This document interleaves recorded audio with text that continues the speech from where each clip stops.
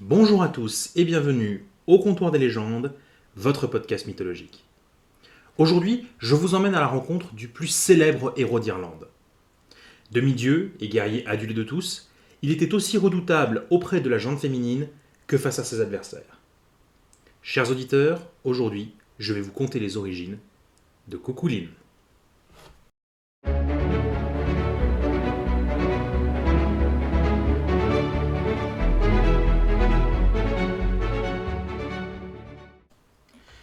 Né sous le nom de Setanta, il est le fils du dieu Lugh, le dieu celte omnipotent, et de Dectien. Lugh est devenu une figure héroïque dans les mythes épiques irlandais, comme Caithmatura, alias la bataille de Moytura, durant laquelle il mena les Tuatha Dé Danann à la victoire contre les Fomors, une race semi-divine de géants envahisseurs venus d'au-delà des mers pour défier les dieux irlandais. Lugh régna ensuite sur l'Irlande pendant 40 ans, au cours desquels le royaume ne connut que prospérité et récoltes abondantes. Dectine, la mère de Setanta, eut son fils avec Lugh de deux façons possibles. Dans une version de l'histoire, elle l'obtint en avalant dans une boisson une version miniature de Lugh. Dans une autre, elle rêva si intensément du dieu qu'elle se réveilla enceinte de lui. Quoi qu'il en soit, après la naissance de son fils, dans la capitale mythique Emain Macha, Dectine choisit 7 nobles éminents pour devenir les pères adoptifs de l'enfant, parmi lesquels le sultan Mac Roic, souvent considéré comme son vrai père. Setanta reçut de la part du druide Cathbad une éducation sur les mythes et l'histoire de l'Irlande. Et c'est là qu'il apprit que les plus grands guerriers entraient dans les légendes et ainsi vivaient à jamais. À ce jour, il sut ce qu'il voulait faire de sa vie. Dès sa plus tendre enfance, Setanta se montra prodigieux. Bien que de petite taille, il rivalisait en force et en agilité avec des guerriers adultes. Un jour, alors qu'il voyageait sur les terres du clan Culainn, Setanta fut pris par un chien. Un jour, alors qu'il voyageait sur les terres du clan Culainn, Setanta fut surpris par un chien de garde colossal et agressif, qui était si fort qu'en temps normal, il était attaché par 3 chaînes et retenu par 9 hommes. La bête fonça aussitôt sur le jeune homme, qui, sans réfléchir, le frappa de son bâton. Le coup fut si puissant qu'il brisa aussitôt le crâne de l'animal. Setanta n'avait que 7 ans. Culann, le propriétaire du chien, entendant le vacarme, se précipita au dehors. Il fut soulagé que l'enfant n'ait rien, mais en revanche fut profondément contrarié à la suite de la perte de son animal et exigea réparation. Il expliqua au jeune garçon que ce chien avait été le meilleur protecteur de son foyer qu'il n'ait jamais été, et qu'il serait difficile d'en trouver un nouveau désormais.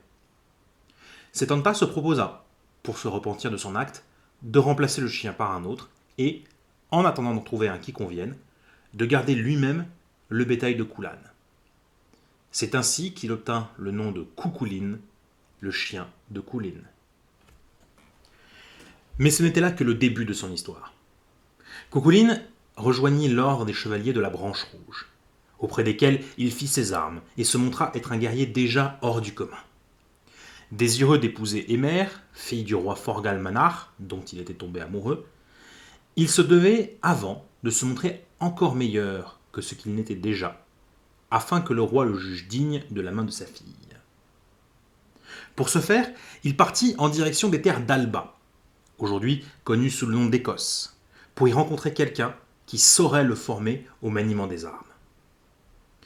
Il partit accompagné de 2 de ses amis, Concobor et Léogaire, afin de rencontrer le maître d'armes Dormal. Celui-ci accepta de les former pour en faire des guerriers formidables, capables de rivaliser avec les Fomors eux-mêmes. Ce fut à cet instant que Cuchulainn découvrit qu'il était capable, avant une bataille, d'entrer dans une riastrade, une frénésie guerrière qui le transformait en une bête enragée. Constatant que Cuchulainn était bien plus fort que ce à quoi il s'attendait, Dormal l'envoya auprès de la déesse guerrière Scathach, afin qu'il puisse réellement progresser. Voyant le potentiel du jeune homme, Scathach accepta de l'entraîner.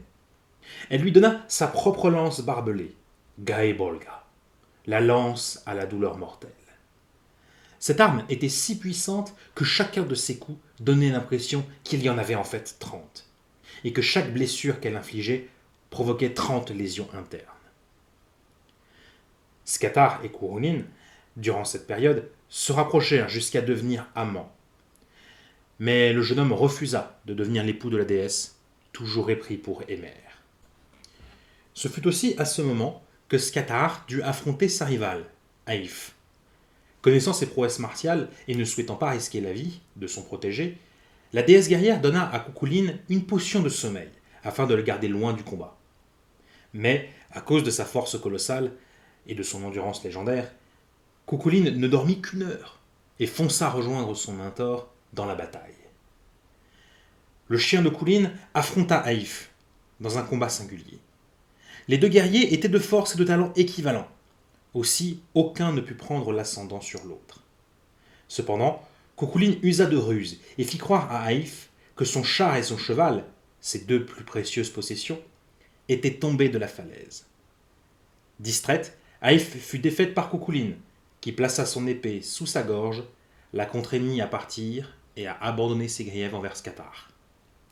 Aif n'accepta qu'à condition que Cuchulainn ne lui donne un fils. Après cet événement, Cuchulainn rentra des terres d'Alba en guerrier accompli. Mais le roi Forgal Manar revint sur sa parole et refusa qu'il n'épouse sa fille. Furieux, Cuchulainn donna seul l'assaut sur le château du roi, tuant 24 de ses hommes au passage et ravissant Emer ainsi que le trésor du roi, avant de s'en aller. Il poussa même Forgal du haut des remparts dans une chute mortelle. Cuchulainn et Emer retournèrent auprès du druide Cathbad, qui accepta alors de les marier. Si cette histoire se termine ainsi, ce n'est pas la plus célèbre du demi-dieu irlandais. Mais je vous conterai la radia des vaches de Coulais une autre fois.